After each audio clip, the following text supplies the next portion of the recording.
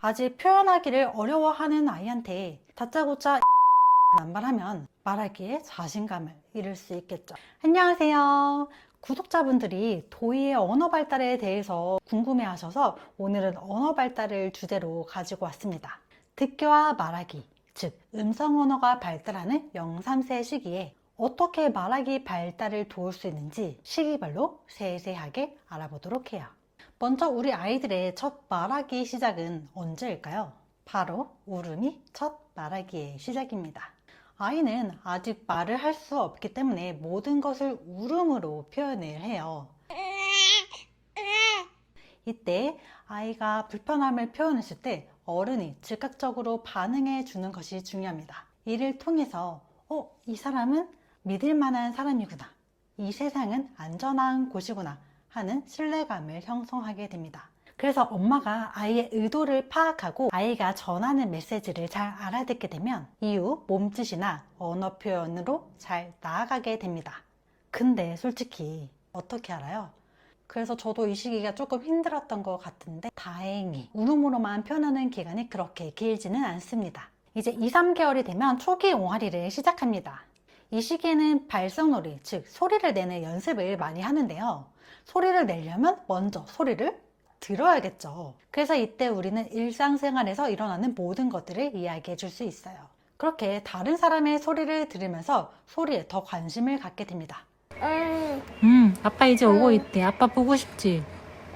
그리고 자기가 내는 소리를 듣기도 해요. 즉 자기가 스스로 소리를 내고 소리를 들으며 그것을 또 조절하고 점차 그렇게 발전해 나가는 것이죠. 그렇기 때문에 이 시기에 쪽쪽이에 물리는 것은 조금 조심해야 합니다. 아이가 소리를 내고 자기 소리를 들으면서 조절을 해야 하는데 쪽쪽이를 물리는 순간 말문이 막히죠. 그래서 시도 때도 없이 쪽쪽이를 물리는 것이 아니라 빨기 욕구를 충족할 때만 물려주어라, 좀 자제해라 이렇게 말씀하시는 분들은 이러한 이유 때문입니다. 하지만 그게 쉽나요? 저도 29일, 생후 30일 이쯤부터 물렸습니다. 변명을 하자면 그 분유를 엄청 빨리 먹었어요. 딸기 욕구를 충족시켜주기 위해서 쪽쪽이를 물렸고요. 또 너무 힘들었습니다. 저도 그래서 이 시기를 그렇게 잘 보내지는 못했지만 그래도 괜찮잖아요? 여러분들도 좌절하지 마세요. 4개월이 되면서 본격적인 옹알이를 시작하게 되는데요. 이때 아이는 시각도 더 발달하게 되죠. 그러면서 사람의 입모양에 관심을 갖게 됩니다. 관찰을 유심히 해요. 그렇기 때문에 아이에게 말을 할 때 말하는 속도를 천천히 입모양을 보여주면서 눈맞춤 하면서 말소리를 들려주는 것이 좋습니다. 도희야 잘 먹었어? 응. 응. 응. 응. 응. 응.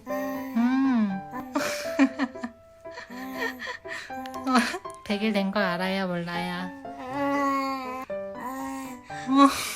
또 4개월 이후부터는 몸짓이나 눈맞춤 이런 것들이 어른이나 환경에 영향을 미친다는 것을 어렴풋이 알아요. 그래서 갖고 싶은 장난감 같은 것이 있으면 하면서 소리를 내기도 하죠. 이때 아이의 소리나 몸짓 이런 것들을 잘 캐치해서 파악하는 것이 좋겠죠. 6개월 정도 되면 정말 많은 옹알이를 합니다. 그동안 모음의 옹알이였다면 지금은 모음과 자음을 결합한 마마마, 바바바 같은 옹알이를 하는데요. 그럼 이때는 어떻게 해주나요? 그대로 반응해주면 돼요. 아이가 말한 옹알이를 그대로 메아리 치듯이 똑같이 말을 해주면 됩니다. 이때 스킨십을 함께 해주면 아이의 옹알이가 촉진이 되고요. 정서 발달에도 더 좋겠죠. 그리고 이것이 어느 정도 익숙해지면 좀 더 나아가서 주고받는 반응의 옹알이를 할 수가 있어요. 예를 들어 아이가 딸랑이를 흔들고 마마마마 소리를 냈어요. 이때 엄마는 딸랑이 소리 나지 이렇게 반응을 하고 잠시 기다려줍니다. 아이가 또 말할 때까지요. 그리고 아이가 또 마마마마 했어요. 그냥 의미가 없는 소리일 수도 있지만 우리는 의미를 부여해 줍니다. 딸랑이 소리 재밌다고? 딸랑딸랑 재밌다. 이런 식으로 반응을 해줄 수 있어요. 이렇게 주고받는 반응의 경험을 하면서 아이는 즐거움을 느끼게 되고 의사소통의 그런 것들을 조금 어렴풋이 느끼게 되겠죠. 10개월이 되면 언어의 의도를 파악하고 몸짓 언어가 나타나기 시작합니다. 두 팔을 벌리거나 안녕 손을 흔들거나 그리고 포인팅 진짜 많이 나타납니다. 아이마다 이러한 몸짓은 조금 다르게 나타날 수 있지만 이 포인팅은 정말 공통적으로 나타날 거예요. 그럼 이때는 어떻게 하면 좋을까요? 먼저 아이가 몸짓 언어를 했을 때 그것을 말로 표현해 줘야 합니다. 예를 들어 아이가 두 팔을 벌렸어요. 그러면은 엄마나 아빠는 누구누구야 안아줄까? 이렇게 반응을 하는 거죠. 그리고 포인팅 정말 많이 한다고 했잖아요. 막 가리켜요. 가리킬 때 이거? 저거? 하면서 대명사로 말하기보다는 사물의 명칭을 말해주는 것이 좋습니다. 물, 자동차, 사과, 바나나 이런 식으로 말이죠. 아이는 가리켰을 때 그 반응 오는 것이 재밌어서 계속할 수도 있고요. 정말 그 물건의 이름이 궁금해서 계속할 수 있습니다. 그리고 이때도 옹알이를 하겠죠. 이때도 똑같이 반응을 해줍니다. 그대로 따라하거나 의미를 부여해서 반응해 줄 수 있는데요. 이러한 과정을 반복하면 옹알이가 의사소통의 한 역할이 된다는 것을 점차 알게 됩니다. 예를 들어서 아이가 바나나를 가리키면서 빠바바바 이랬어요. 이때 바나나 줄까? 바나나? 이렇게 반응할 수 있겠죠. 12개월 전후 첫 낱말이 발화됩니다. 의도적인 발화가 시작이 돼요. 첫 단어가 엄마일 수도 있고요. 맘마일 수도 있죠. 그래서 배고플 때 맘마 말을 하기도 하고요. 엄마를 부를 때 엄마 말을 하기도 합니다. 오늘은 해가 떴네, 도희야. 이따가 엄마랑 산책 나갈까? 좋아. 이렇게 말을 할 때 의도를 갖기 시작을 해요. 근데 이렇게 첫 발화가 시작되고 나서 좀 당분간은 더딜 수도 있어요. 조금 더디다가 한 16개월, 18개월쯤에 또 갑자기 4, 5단어를 말하기 시작합니다. 저희 도희는 가자라는 말을 정말 많이 했습니다. 나가자. 일상생활에서 진짜 부모가 그 주변의 어른들이 어떤 말을 많이 사용하느냐에 따라서 정말 다르긴 한 것 같아요. 어쨌든 이 시기에는 어른들이 많은 실수를 하게 됩니다. 아이가 말을 하기 시작하니까 막 더 욕심이 나고 더 알려주고 싶어요. 그래서 뭘 주세요? 해봐. 이거 뭐야? 라는 식의 설명, 지시, 명령 이런 것들을 자주 하게 돼요. 하지만 이런 것들은 아이의 말하기 의지를 약화시킬 수 있습니다. 특히 이게 뭐야? 이거는 조금 주의해 주세요. 그리고 또 아이가 하는 행동, 아이의 관심사가 머무는 곳에 초점을 맞춰서 그냥 얘기를 해주면 돼요. 아이의 행동을 그냥 중계해줘도 됩니다. 그리고 제가 아까 이게 뭐야 라는 질문은 조심스러워야 한다고 했는데요. 이제 막 4, 5단어를 말하기 시작한 아이에게 이게 뭐야 라는 질문을 남발하는 것은 좋지 않습니다. 이게 뭐야 라는 질문은 생각보다 어려운 질문입니다. 엄마가 이게 뭐야 라고 했을 때 사과라고 대답을 하려면 사과라는 단어를 알고 있어야 하고요. 그것을 말로 표현할 수 있어야 합니다. 아직 표현하기를 어려워하는 아이한테 다짜고짜 이게 뭐야를 남발하면 말하기에 자신감을 잃을 수 있겠죠. 정말 이 아이가 이 단어를 알고 있는지 확인하고 싶다면 이게 뭐야? 라는 질문보다 사과 어딨지?